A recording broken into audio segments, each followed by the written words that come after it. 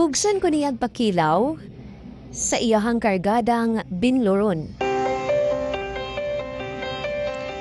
Ganing swerte kaayo ka sa imong paminaw, DJ Sam. Kay gwapo kaayo ang imong partner. Ug sa kadaghanan sa mga nahumaling niya nga mga gwapa, sexy ug sosyalera pa. Ako jud ang iyahang gipili nga medyo sila pa gurang na. Itabot na lang ko ninyo sa pangalang Laura. 42 anyos na ko ug bag-o lang ko gikasal sa akong uyab nga si Ronron. Bata pa kaayo ko kung itandi kang Ronron na DJ Sam, kay anaa siya sa 27 anyos pa lang. Kabalo ka DJ Sam? Gikasuyaan jud kaayo ko sa ubang babae nga sigig paduding kang Ronron kaniadto. Kay lagi, ako ang iyang gipili. Gidumong pagani ko nga mamamarang daw o gilumay daw na ako si Ronron para pakaslan ko. Wala lang jud ko nanumbaling, DJ Sam. Kay para sa ako ang importante, wala ko'y gibuhat nga dautan o dili tinuod ang ina mga pasangil o bandaot nako. Kay bisan ako DJ Sam, wapod ko makahibaw kung unsay nakita ni Ronron ako, nganong ako man na idara na ang iyang gipili. Hinuon, itsuraan nung po daw ko, medyo idara na nga lang. Nadugay man gud ko sa abroad, wala jud ko nagminyo hangtod dili maplastar ang akong pamilya. Nag-inaming duha sa social media ni Ronron DJ Sam. Duha pod mi katuig nga magkarelasyon, ug sa wa madugay nagsabot mi nga pag-uli na ako magpakasal na dayon ming duha. Gituman jud namo ang among saad, ug happy kaayo ko kay girespeto sab ko ni Ronron ug taman, wala jud ko niya gilabdan samtang wa pa mi makasal. Simple lang ang among kasal, DJ Sam, ug simple lang sab ang reception.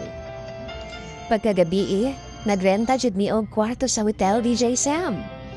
Ug dito na ko sobra ka-excited sa dakong bugno atong higayuna. Dili na ko first time, DJ Sam, sa kama. Kay nakatry naman ko sa duwa na ko ka-boyfriend kaniadto. Pero, dekada na pod kong uga, maong excited jud kaayo ko sa among duwang bugno ni Ronron.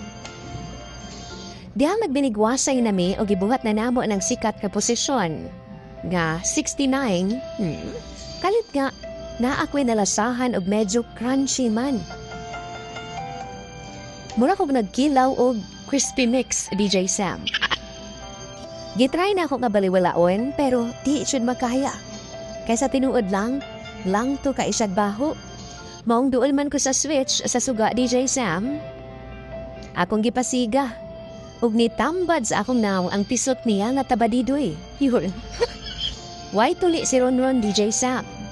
Ug sure ko nga katong akong nalasahan, tik-tik yito niya. Giluod yun ko, DJ Sam.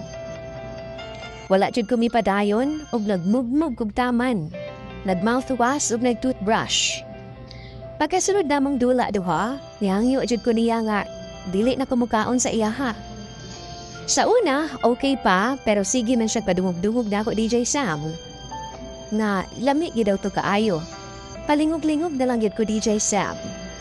Kaysa tinuod lang, lain jud kay mukaon og binluron. Pero nagbahat siya nako. Nga dili na daw siya ganahan mag-ana-ana kung dili lang man daw nako kanon. Ambot ba, DJ Sam? Feel nako iyahaman jud kong pugson nga mukaon anang kargada niyang binluron. Mao nang hangtod karon, mag 1 month na mi nga walay ana-ana.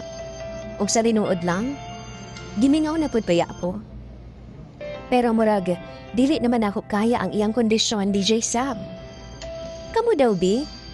Unsa may buhaton ako, i-share din ninyo ang inyong mga tambag pinaagi sa comment section ni DJ Sam. Salamat pud kaayo, DJ Sam, sa paghatag panahon ning akong storya. Imong taga-subaybay, Laura.